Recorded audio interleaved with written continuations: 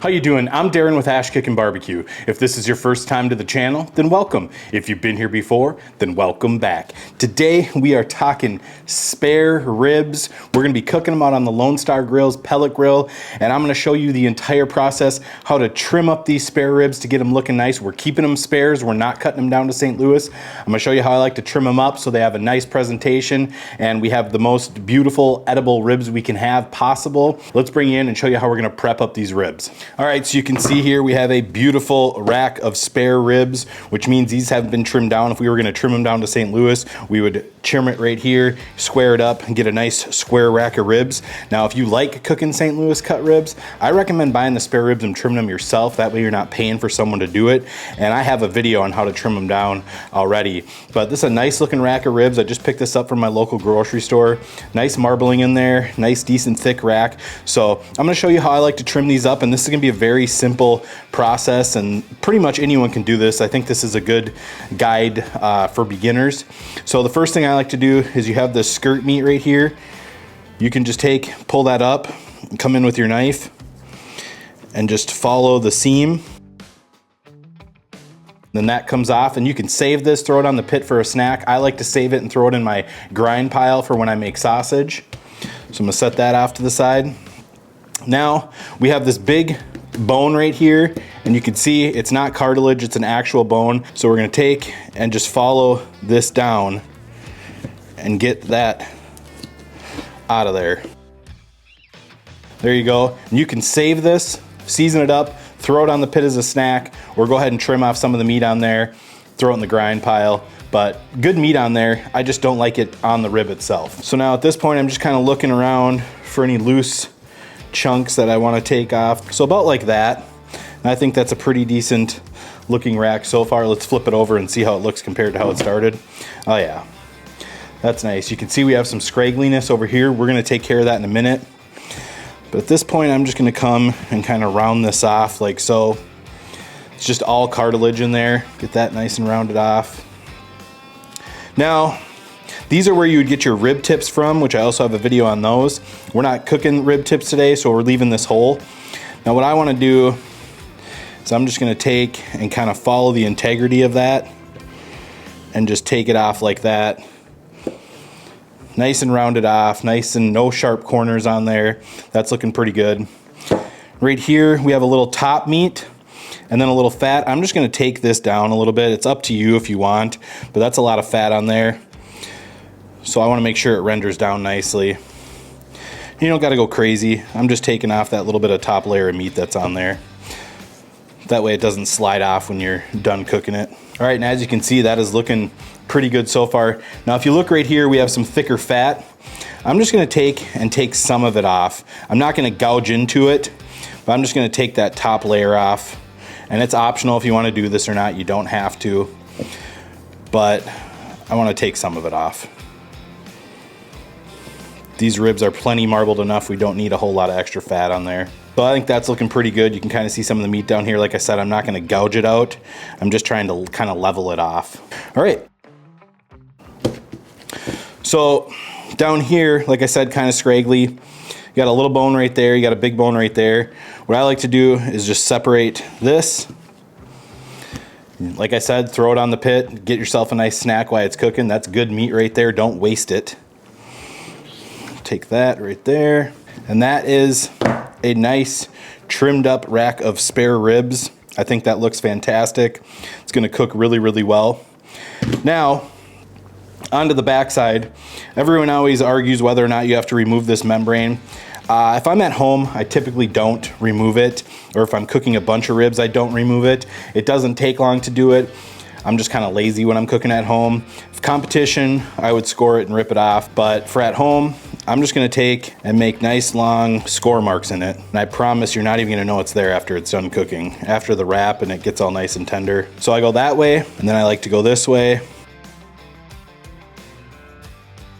About like that. So it's nice and scored up. You can see there's a little bit heavier fat right here. You can just take that down a little bit if you want. Just get it how you like it, looking nice. And actually right here, this is a little bit thinner of a bone. There's not much meat on there. So I'm just gonna go ahead and get that off of there. Again, grind pile, snack, whatever you want to do with it. Just don't waste it. And there we go. That is a nice trimmed up rack of spare ribs. Looks really good. I'm just gonna curl that corner off. That way we don't have any hard, sharp corners on here. When we go to wrap, that'll be poking through the foil. But yeah, looks fantastic. I'm happy with that. This is gonna cook up really nice. I'm gonna set this off to the side. I'll show you this other one quick. I'm not gonna explain it. I'm just gonna do it real quick and you can kind of see what I'm doing.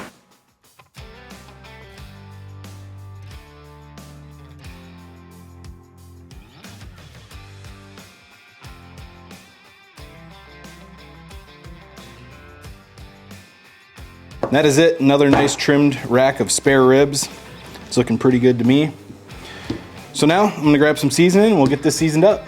All right, so the seasoning we're going with today is the Livia's salt, pepper, garlic. It's a very nice, balanced salt, pepper, garlic. Really good flavor on it. I really enjoy this. And it's just a nice base layer. So we'll just come in with that.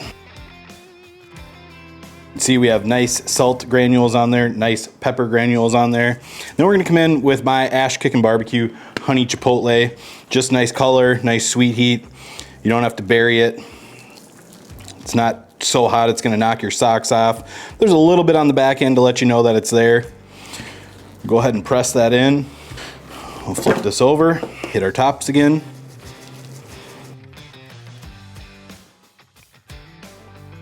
That is looking real good right there. One rack seasoned up. All right, and there we go. There's our seasoned racks of spare ribs. They're looking good. I'm gonna let them sweat out for a little bit. I'll meet you out at the smoker. We'll get them on. We're running at 250 degrees with oak pellets. And that LSG is gonna smoke these real nice, especially at 250 and with those oak pellets. So I'm gonna let these sweat out. I'll meet you outside at the cooker. All right, and while these ribs sweat out, I wanted to take a moment to tell you about the sponsor of today's video, which is Typhur. Now, I did a thermometer review not too long ago, and in that video, you could see how great this thermometer was, and I've been using it daily. I did some pork butts yesterday, used it. I love how fast this is. I love the bright OLED display, and this thermometer is extremely quick with 0.75 seconds on a reading. It allows me to get in and get out of my cooker, so I'm not losing a ton of heat. Now, the folks over at Typhur did spend about 2 years developing this product, and it really shows. It's heavy duty, it's magnetic in the back. Now, part of what makes this thermometer so unique is its DCTI technology, which is direct contact thermocouple integration. I mean, like I said, this thing is lightning fast. I mean, I just put my fingers on there and it's quick, and you can see it in that ice test, especially versus my ThermoWorks MK4. This thing is in that ice test and it is reading extremely quick, which, like I said, allows me to get in and out of this cooker. I will have a link for you to go and check this out down below, as well as a link for you to purchase one. It is a great thermometer. I highly recommend it. I just leave mine in my fridge, so even if I'm cooking inside in the kitchen, I just pop it off, check whatever I'm cooking, know that it's done, and in and out in no time. Another thing that I absolutely love about this Typhur Instaprobe is it is actually genuine IP67 waterproof, which means when this thing's dirty, I just take it and rinse it under water. I don't have to worry about it not working. I have not had a single issue with this thermometer. It runs on AAA batteries and it is running fantastic. The battery bar is still full. And like I said, I've been using it like crazy for a couple months now. So really awesome thermometer. So be sure to check it out, and thank you, Typhur, for sponsoring this video. I really appreciate it. And I really appreciate this product, because if you're serious about cooking food, investing in a quality instant read thermometer is an absolute game changer. And I highly recommend taking a look at the Typhur Instaprobe. It is fantastic. All right, so the Lone Star Grillz pellet grill is coming up to temp. Like I said, we have it set at 250 degrees. And get this open. Now I'm gonna go ahead and get these ribs on. Put it right there, scrunch them together, kind of shape them how I want them to cook, because how you put them on is how they're going to cook. Get this other rack on here. You can see we have some wonderful color on there from the Kickin BBQ honey chipotle rub, and we are just gonna let these go for a couple hours, and I'll check back in and let you know how long it's been when it's time to wrap. We are strictly cooking to color here, not temperature. We're gonna use the Typhur to check our doneness, make sure it's tender, make sure it's the temperature that I like for these ribs. But yeah, 250 degrees till we have nice color. I'll let you know what the temperature is at that time, but that's just gonna be a loose guideline. So get these ribs closed down, get them cooking, and we will see you in a few hours. All right, so it's been 2 hours on these ribs since we've had them on, running at 250 degrees. I'm gonna take a quick look at them. You can see they're looking good. Now right here, I just wanted to point out, this is a little bit of a blood spot from the blood coming up to the surface of the meat. Not really anything on this one, but there is right here. So what you can do is just give them a spritz. This is just water, like that. And then just kind of wipe this off with a paper towel. And yes, you're taking off the seasoning, but I'm going to show you how to fix that. So you take that blood spot off. See all that on the paper towel? We'll just kind of wipe that off like so. And you don't have to do this. This is just making them look pretty so you don't get those dark spots on there. Give it another little spritz. Just light water. Then all we're going to do is come in with a little bit more of our rub. Go over the spot that we hit. Give it a little more color on this rack. That looks really nice. Spritz one more time. And that is it. Now these ribs are looking really good. As you can see, we got some good smoke rolling in the Lone Star Grillz pellet cooker. So I'm gonna let these go for probably another hour. Come out and see how the color is, make sure the bark's set up, and then it'll probably be time to wrap. So about 3 hours on the process. If it goes a little longer, I'll let you know, but that's what we're looking at. So we'll come out, we'll check the color, make sure the rub is set, get an idea of where our internal temperature is. But so far, these are looking awesome, smelling wonderful. So I'm gonna get this closed down and we'll see in about an hour or so. I'll let you know for sure how long it's been. All right, so it has been 3 hours since these ribs have been on at 250 degrees. Go ahead and check them out. You can see we have some beautiful color on there. The rub is set in nicely, not coming off on my fingers there. So that is really nice. Now, just because I know some people are gonna be curious, since we're gonna wrap these, we're gonna check the temperature in the inside. These are sitting at about 156 or so, 161 right there. So right around that ballpark of 150, 160. Could maybe take them a little higher if you wanted to, but like I said, we have the color we're looking for. Everything is set up nicely. So we're gonna go ahead and wrap these up. I'm gonna go ahead and check this rack. And this one's sitting at 165. We got some good color on there, looking nice. Get some of these bits off here. But yeah, looking really, really nice. So I'm gonna go ahead and get these inside and get them wrapped up, and I will show you that process. All right, we got our foil laid out. First thing we're going in with, half a stick of butter, just a little richness and fat in there, help keep the sugars from burning. Then we're gonna come in with a little bit of vinegar sauce. It's gonna help with the color, add a little tang to it. This is Blues Hog Tennessee Red. It's absolutely fantastic on pork. And then we're gonna come in with a little bit more of the ash Kickin. Next, we're gonna come in with this rack of ribs like so. And all I'm gonna do, I'm gonna put them meat side up for 15 minutes, and that's gonna allow this butter to melt. If you were to put them down like this, it's gonna make it a little more difficult to wrap. So we go ahead, put it up, meat side up for 15 minutes, then we'll go in, we'll flip it, finish them off. But these are looking great, beautiful color on there, wonderful smell from that Lone Star pellet grill.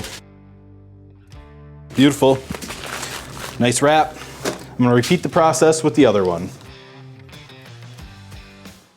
All right, so this is the other rack, and if you'll notice here, a little bit of the seasoning got off right there. I'm not worried about that. Oftentimes, if you're wrapping too early before this rub is set, when you wrap, this seasoning is gonna wash out. We're probably gonna get a little washout right there, but I'm gonna show you how to fix that after we get these out of the wrap, when we go to dry them out before we put the sauce on. So I'm gonna get this wrapped up. All right, and there is our rack of ribs, both of them all wrapped up. I'm gonna get these back out onto the smoker, let them go 15 minutes, and then I'll show you what they look like when we flip them over. We'll finish them off. They're gonna be fantastic. All right, so it has been 15 minutes since we've got them on. I'm just gonna go ahead, pull these out a little bit, open them up. All that butter is nice and melted in there, as you can see. So now, I'm just gonna give this a nice flip over, get it sealed right back up. Like so. We'll do the same thing with this other rack. Beautiful color on here, smells fantastic in this wrap. Closed up. that back in. Now at this point, these ribs are going to go fairly quick. I like to check them in about 45 minutes, just so I'm certain. You could maybe do an hour, but I like to check them after 45 minutes, see where they're at, see how much longer they need. That way I can kind of gauge my time as I'm getting these done. So I'm gonna come back and check these in 45 minutes, and we'll see where they're at. See you then. All right, so it has been 45 minutes. We're gonna go ahead and check these ribs. I'm just gonna open these up. All right, as you can see here, we have some nice pullback on these bones. I'm just gonna go dead center on this rack, check it out. 205, 203. Quick reading on that. 205, I'm gonna say these are done. They're flexing nice, they look good. Let me get this one covered up. Go ahead and check this rack. Again, beautiful pullback on there. Really nice pullback bones popping out. We're gonna go check these. Sitting at 203, 205. So those are looking good. Now we're gonna get these out of the wrap and dry them off. All right, so I'm just gonna slide this over. Get this here. Really nice looking rack here. Bouncing, starting to split in the middle, but it's not breaking. This is a good cooked rack of rib here. Beautiful color on that. Looks really nice. Get this right there. Now, we grab this rack. Again, bouncy, holding up under its own weight, flexing nice. Beautiful rack, nice pullback all the way across there. You can see those bones. Nice looking rack, thick rack. I'm gonna get that there. Get this out. And now we're just gonna let these ribs dry out here on the smoker, get their color back for probably, I don't know, 5 minutes or so. We'll hit them with some sauce, let that tack up. Looking beautiful. If you had washout at this point, like there's a little bit right there, just hit it with a little bit more rub, let it set in, that color will pop back. I'm not too worried about it on this rack. They look pretty good. Good eater ribs. So I'm gonna get this shut down and check back in about 5 minutes. All right, so it's been a couple minutes. We're gonna go ahead and get the sauce on these ribs.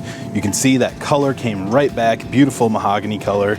Let's go ahead and get some sauce on these. Just run a little line like so. We'll just spread it out.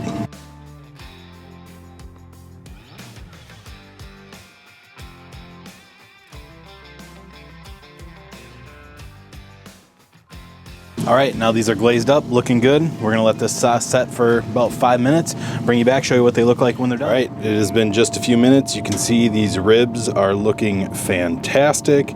Nice and glazed up, beautiful bone pullback on those. So I'm gonna get these off, let them rest for a few minutes, and we'll jump in and we will do a taste test. All right, so here are our ribs, beautiful color, nice sauce on there, nice pullback. I'm gonna go ahead and get these sliced up. And man, these are slicing perfectly. Check that out. Tons of moisture in there. Beautiful smoke ring from that Lone Star Grillz pellet grill. That is some nice looking rib bones right there. Like I said, look at the moisture in that thing. Just beautiful. Nice rendered fat. Plenty of juice. These are gonna be fantastic. I can't wait to try them. Let's get these ones flipped up. Now we'll slice up these ones. Again, tons of moisture. Look at that juice pouring out of there. Absolutely fantastic. I can feel that they're tender. These are gonna be some nice eating ribs. Look at that. Just juice pouring out of them. Nice rendered fat. Absolutely amazing. So yeah, wonderfully cooked ribs. Couldn't be happier with them. They smell amazing. Let's go ahead and try a bite of this. Nice and tender, bites right off the bone, isn't falling off the bone, comes off with the slightest tug. Let's pull you out and we'll do the official taste test on these. All right guys, let's go ahead and give this the old bite test. Beautiful rib, cheers. There's absolutely fantastic flavor on these ribs from Olivia's and my rub, the wrap liquid, add a nice flavor, nice little sauciness to it.